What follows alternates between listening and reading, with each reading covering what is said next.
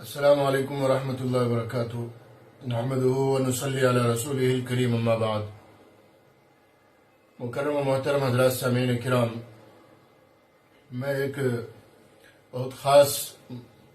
موضوع کو لے کر اور بہت خاص مسئلے کو لے کر آپ کی خدمت میں حاضر ہوا ہوں. وہ یہ کہ اس وقت ملک کے جو حالات ہیں وہ ہم سب کے سامنے ہیں. مسلمانوں کے خلاف جو سازشیں کی جا رہی ہیں اور ہمارے وجود کو ختم کرنے کی، مٹانے کی جو پلاننگیں کی جا رہی ہیں، ہماری مسجدوں کو، ہمارے مدرسوں کو، ہماری تعلیمی اداروں کو، خانقاہوں کو، عبادت گاہوں کو مسمار کرنے کی اور انہیں برباد کرنے کی جو اسکیمیں اور جو پلاننگیں ہو رہی ہیں، وہ اس وقت اظہر من الشمس ہے، سب کے سامنے ہے. وہ کوئی ڈھکی چھپی بات نہیں ہے. اور یہ جو کچھ بھی سازشیں اور اسکیمیں ہو رہی ہیں، پلاننگیں ہو رہی ہیں اور نقصان پہنچانے کی جو تدبیریں ہو رہی ہیں، یہ مسلمانوں کی کسی خاص جماعت کے خلاف نہیں، کسی خاص مکتب فکر کے خلاف نہیں، بلکہ مسلمانوں کے خلاف بحیثیت قوم یہ ساری سازشیں ہو رہی ہیں.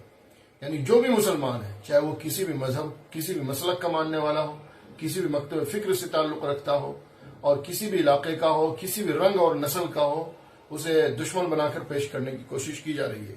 ایک ویلن بنا کر پیش کرنے کی کوشش کی جا رہی ہے. ایسے حالات میں جب دشمن ہمارے خلاف بحیثیت قوم متحد ہے، تو ہمیں بھی چاہیے تھا کہ ہم بھی بحیثیت قوم متحد ہو کر، متفق ہو کر اور اتحاد اور اتفاق کے ساتھ ایک پلیٹ فارم پر آ کر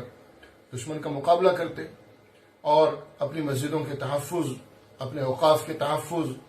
اور اپنی جان و مال کے تحفظ کے لیے ایک پلیٹ فارم پر آ کر ہم لوگ کوششیں کرتے، جد و جہد کرتے. آپس میں اتحاد اور اتفاق ہوگا تو طاقت بنے گی، دشمنوں کے دلوں پر رعب چھائے گا. اتحاد اور اتفاق کی برکتیں اللہ نے قرآن میں بیان فرمائی ہیں، حدیثوں میں بیان کی گئی ہیں، اور انتشار اور اختلاف کی برائی اور اس کی مذمت اور اس کا نقصان، اس کا بھی تذکرہ قرآن میں ہے، حدیثوں میں ہے. ہر عقل مند، ہر انصاف پسند، بصیرت اور بصارت رکھنے والا آدمی اس بات کو اچھی طرح سمجھتا ہے کہ اتحاد میں طاقت ہے اور اختلاف اور انتشار میں کمزوری ہے. اور اس وقت ہمیں طاقت کا مظاہرہ کرنا ہے، کمزوری کا نہیں. اگر اس وقت ہم کمزور پڑ گئے تو خدا نخواستہ، اللہ نہ کرے، دشمن کامیاب ہو جائے گا اور ہمیں بہت بھاری نقصان اٹھانا پڑے گا. ایسے حالات میں الحمدللہ ہمارے علماء دیوبند مختلف محاذوں سے، مختلف پلیٹ فارموں سے، مختلف ذریعے سے کوشش کر رہے ہیں کہ اتحاد اور اتفاق کے ساتھ تمام مسلمانوں کی آواز کو اٹھایا جائے. تمام مسلمانوں کے اجتماعی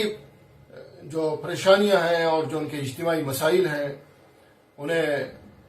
طاقت اور قوت کے ساتھ اٹھایا جائے اور دشمنوں کی سازشوں کا مقابلہ کیا جائے. لیکن عجیب بات یہ ہے اور بڑے افسوس کی بات یہ ہے کہ ان خطرناک حالات میں بھی بریلوی جماعت کے بعض فرقہ پرست اور متشدد قسم کے علماء حالات کو سمجھنے کے لیے تیار نہیں، حالات کی خطرناکی کو سمجھنے کے لیے تیار نہیں. ملک میں کچھ بھی ہوتا رہے، کیسی بھی افری مچتی رہے، مسجدوں کو کتنا ہی نقصان پہنچایا جاتا رہے، ہماری عزت و آبرو کی کتنی دھجیاں اڑائی جاتی رہیں، انہیں اس سے کوئی سروکار نہیں. انہیں اگر سروکار اور مطلب ہے تو وہ صرف اور صرف کہ ہماری دکان چلتی رہے، ہمیں نذرانے اور ہدایہ وصول ہوتے رہے، ہمیں سستی شہرت ملتی رہے، ہم پیسے بٹورتے رہیں. بس اسی کی فکر ہے اور اسی فکر کے لیے وہ لوگ اپنی پرانی روش اور پرانی ڈگر سے ذرہ برابر بھی پیچھے ہٹنے کو تیار نہیں ہے. آج بھی وہ اسی طرح نفرت کی تقریریں کرتے ہیں، ایک دوسرے کے خلاف کفر کے فتوے لگاتے ہیں، لوگوں کے دلوں کے اندر نفرت اور زہر پھیلاتے ہیں، آپس میں مسلمانوں کی جمعیت کو جوڑنے کے بجائے توڑنے کی، ٹکڑے ٹکڑے کرنے کی اور پارا پارا کرنے کی کوشش کرتے ہیں. اور مجھے یہ کہنے میں کوئی باک نہیں ہے، کوئی دریغ نہیں ہے کہ یہ لوگ جانے یا انجانے میں اسلام دشمن طاقتوں کے ایجنٹ بن کر کام کر رہے ہیں. اس وقت کئی مثالیں ہمارے سامنے ہیں بریلوی علماء کی کہ یہ حضرات ان ملکی حالات میں بنگلور کے اندر مناظرے کا اسٹیج سجائے ہوئے ہیں، حیدرآباد کے اندر مناظرے کا اسٹیج سجائے ہوئے ہیں، بہرائچ کے اندر مناظرے کا اسٹیج سجائے ہوئے ہیں، مہاراشٹر کے اندر مناظرے کا اسٹیج سجانے کی باتیں کر رہے ہیں، آپس میں ایک دوسرے کو چیلنج کر رہے ہیں، فتوے لگا رہے ہیں کفر کے. ان حالات کے اندر ابھی گزشتہ دنوں بریلیوں کے بہت مشہور عالم مولانا صغیر جوکھن پوری صاحب اور بہرائچ گئے، اور بہرائچ کا ایک معمولی سا مسئلہ وہاں کے مقامی رشتہ دار علماء کے بیچ میں چھوٹا سا ہوا، انہوں نے وہاں جا کے اپنی روٹیاں سیکنی شروع کر دی، بڑا اسٹیج لگا دیا، فتح مبین کے اعلان ہونے لگے، حل میں مبارزین کے چیلنج ہونے لگے، آؤ مناظرے میں، آؤ مقابلے میں۔ حالانکہ نہ کوئی مقابلے کی بات تھی، نہ کوئی مناظرے کی بات تھی، مقامی علماء کی آپس کی کوئی بات تھی، اور یہ آ کے میدان میں کود گئے اور فتح مبین کا اعلان کر دیا۔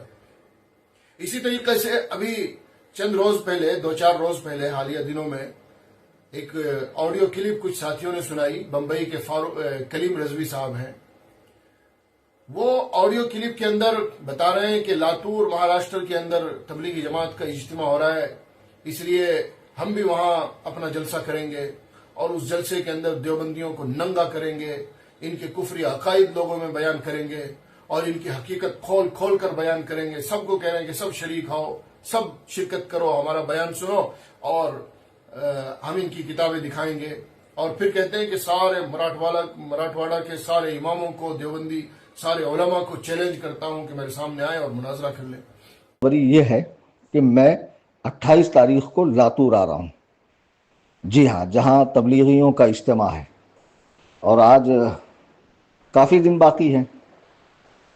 کافی وقت باقی ہے۔ 10-15 دن پہلے میں بتا رہا ہوں کہ میں 28 دسمبر 2024 کو لاتور کی سرزمین پر آ رہا ہوں اور دیوبندیوں کے پرخچے اڑاؤں گا۔ جو پوسٹر میں عبارتیں لکھی ہے وہ کتابیں رکھ کر ان کی کفری عقائد کی پول کھولوں گا،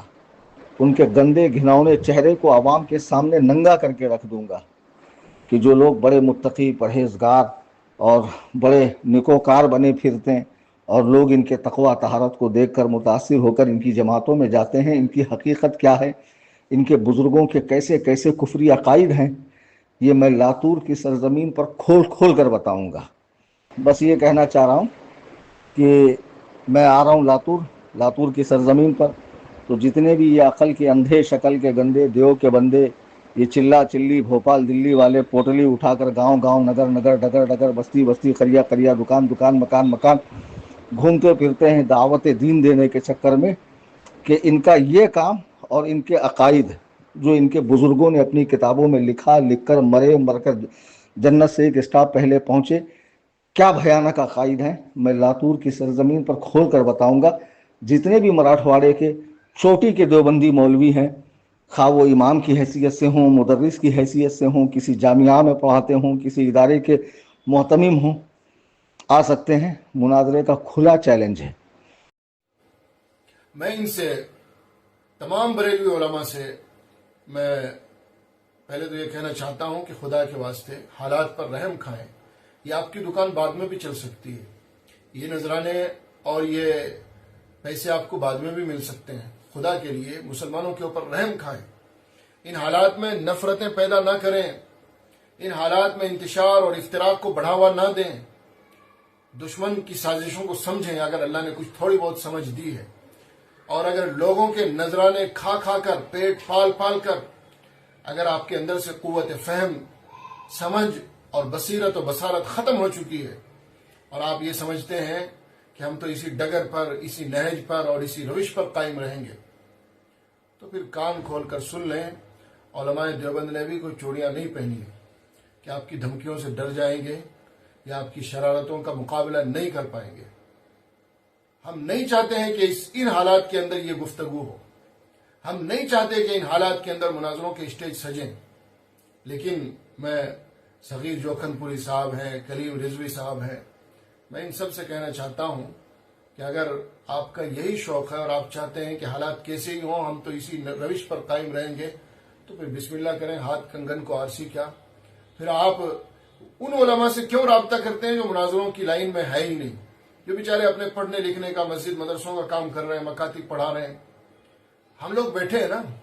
جو مناظروں کی لائن میں علماء ہیں ان سے آپ رابطہ کیجئے، آئیے بسم اللہ کیجئے، ہم سے بات کیجئے، انشاءاللہ منہ توڑ جواب نہیں ملا، اور انشاءاللہ آپ کے دانت کھٹے نہیں کیے، اور آپ کے وہ مزعومہ دلائل جنہیں آپ بہت دلائل کا پہاڑ سمجھتے ہیں، ان کے تار پودے نہیں بکھیر دیے، تو اہل حق کہلانے کے مستحق نہیں ہوں گے ہم انشاءاللہ۔ اور پہلے بھی آپ حضرات کا منہ کالا ہوا ہے، جب بھی آپ میدان میں آئے، یہ صوفی کلیم رضوی صاحب جو ہیں،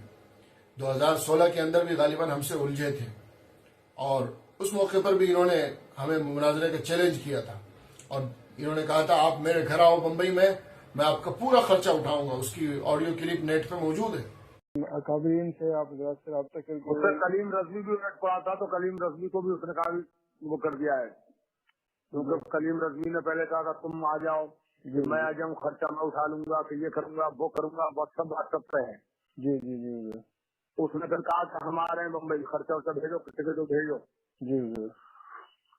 تو کلیم نے کیا کہا، اندور آ جاؤ فلاں تاریخ میں اندور جا رہا ہوں، یہ کچھ بات ہے، چیلنج دے رہا ہے وہاں کے لیے، میں آ جاؤں گا تم آ جاؤ، پھر اسے بلا ٹال دی کہ میں اندور بلا رہا ہوں وہاں آ جاؤ۔ جی جی جی بے شک۔ یہ نئے نئے جو نکلے ہیں نا، یہ سستی شہرت والے، جی جی اس کو پیسہ بٹورنے کے لیے نکلے ہیں، بڑے بڑے چیلنج دیتے ہیں، اور پھر ان کو بہت اس نے ذلیل کر دیا کلیم کو، جی عبداللہ قاسمی نے اور اس کے چیلے نے۔ جی جی جی ایسے تو ہوتے ہیں مناظرے، آپ جاہل کوئی کرتے ہیں مناظرے۔ جی جی جی کیسے جب ہم نے ان کا چیلنج قبول کیا اور ہم نے کہا ٹھیک ہے ہم آپ کے گھر آنے کے لیے تیار ہیں، لاؤ ٹکٹ بنواؤ، خرچہ بھیجو، تو اپنی بات سے مکر گئے، پیچھے ہٹ گئے اور مناظرے سے فرار ہو گئے۔ خود ہی چیلنج کیا اور خود ہی مناظرے سے فرار ہو گئے۔ اور یہ بات ہم اپنی زبان سے کہیں گے تو شاید بریلیوں کو ہضم نہ ہو۔ بریلوی جماعت کے اور ان کے بریلی شریف کے ایک معتبر نام، بلکہ اگر یوں کہا جائے اس وقت بریلیوں میں سب سے بزرگ اور معتبر مولوی صغیر جوکھن پوری صاحب، آپ ان کی زبانی سن لیجئے وہ کیا کہہ رہے ہیں۔ صغیر جوکھن پوری صاحب صاف کہہ رہے ہیں کہ عبدالاحد قاسمی سے جب کلیم رضوی کلیم حنفی کا سابقہ پڑا تو اس نے ذلیل کر دیا کلیم رضوی کو، اور کلیم رضوی بھاگنے کے لیے اور مناظرے سے فرار کے لیے میدان تلاش کرنے لگا، اور پھر یہ بھی کہتا ہے کہ یہ کلیم رضوی جاہل ہے، یہ تو پیسے بٹورنے کے لیے میدان میں آیا ہے، فاروق رضوی اور کلیم رضوی جیسے لوگوں کو۔ اب بتائیے، آپ کا مرکز کہہ رہا ہے کہ یہ لوگ جاہل ہیں، پیسے بٹورنے کے لیے میدان میں آئے ہیں، مناظرہ نہیں کر سکتے، اور اس سے پہلے بھی مناظرے کا چیلنج کر کے میدان سے بھاگ چکے ہیں، فرار ہو چکے ہیں۔ تو اس لیے میں خدا را بریلوی عوام سے کہوں گا ان جاہلوں کے چکر میں نہ پڑے۔ یہ پیشے ور لوگ ہیں، آپ سے موٹی رقم وصول کریں گے، نذرانے وصول کریں گے، آپ کا بیوقوف بنائیں گے اور آپ کی جمعیت کو پارا پارا کر کے چلے جائیں گے۔ میں کلیم صاحب سے کہنا چاہتا ہوں، اگر آپ کو مناظرے کا اتنا ہی شوق چڑھا ہوا ہے تو خدا کے لیے عوام کے اوپر رحم کھائیں۔ اگر مناظرے کا شوق اور مناظرے کا بھوت ہی آپ کا اتارنا ہے تو ہم انشاءاللہ اتارنے کے لیے آپ کی خدمت کے لیے تیار ہیں۔ اس کی بہتر شکل اس زمانے میں یہ ہے کہ آپ بھی اپنے گھر پہ رہیں، ہم بھی اپنے گھر پہ رہیں، آن لائن مناظرہ ہو، ساری دنیا دیکھے گی اور دنیا کو آپ کے اوقات پتہ چل جائے گی۔ اگر آپ اس کے لیے تیار ہوں اور آپ اس کے لیے آمادہ ہوں، ہم نہ چاہتے ہوئے اس کی بات کر رہے ہیں، ہم نہیں چاہتے کہ کسی بھی قسم کا کوئی مناظرہ ہو، آن لائن ہو یا آف لائن ہو، لیکن آپ کی شرارتوں کی وجہ سے، آپ کی بدماشیوں کی وجہ سے اور آپ کا بھوت اتارنے کے لیے ہمیں توان و کرہن اس بات کا اعتراف کرنا پڑ رہا ہے، اس بات کے لیے مجبوراً تیار ہونا پڑ رہا ہے۔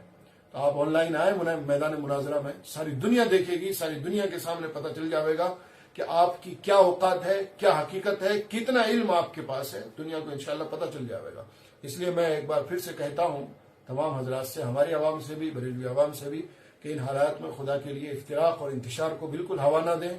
آپس میں کوشش کریں کہ اپنے اختلافات کو پس پش ڈال کر رکھیں، دبا کر رکھیں، اپنے اعمال کرتے رہیں۔ آپ کو ایک دوسرے کے دلائل سے اور دوسرے کے کام سے اطمینان نہیں تو اپنے اعمال کرتے رہیں، اپنی مسجدوں میں، اپنے گھروں میں، لیکن خدا کے لیے سڑکوں پر اور میدان میں اختلاف اور انتشار کی فضا قائم نہ کریں۔ اور اس وقت میں دعوت دوں گا آپ سب حضرات کو کہ جمعیت علماء ہند کے پلیٹ فارم سے،